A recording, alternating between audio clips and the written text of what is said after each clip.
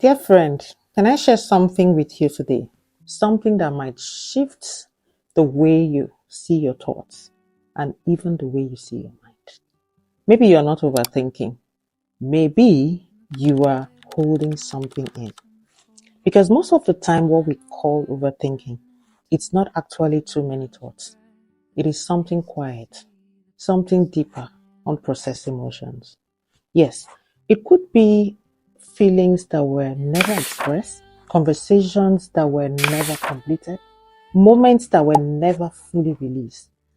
And when something inside of us is never truly released, the mind does what it knows best to do. It returns to it again and again. You might even notice it in simple moments like lying down in your bed at night, replaying conversations, thinking about what you should have said or what you should not have said, how someone looked at you, where someone acted the way they did. Everything that happened days back, still sitting quietly in your mind. And then you ask yourself, why can't I just stop thinking about this? Or why am I thinking so much?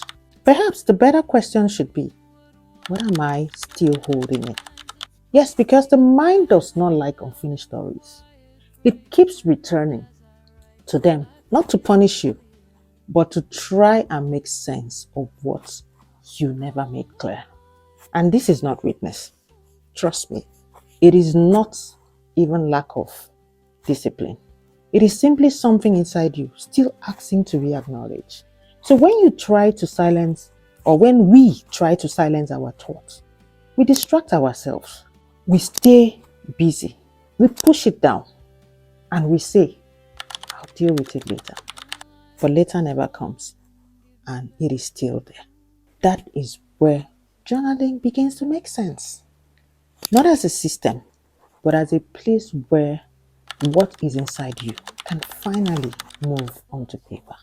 So when you write, you take what is looping in your mind and you place it on the page slowly, without pressure, without trying to make it perfect, just honest expression. Then something interesting happens. The same thoughts that felt way too heavy starts to feel lighter.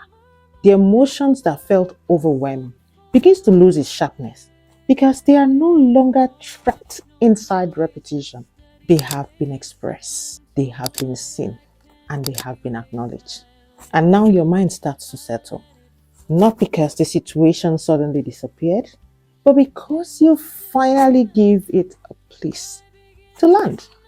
So many times we do not even understand what we're carrying until we give it somewhere to go to.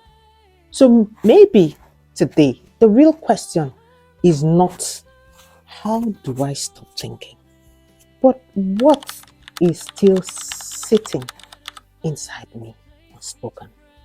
Journaling interrupts that circle. It gives your thoughts a place to land. So when the noise begins again, what should you do? Don't fight it.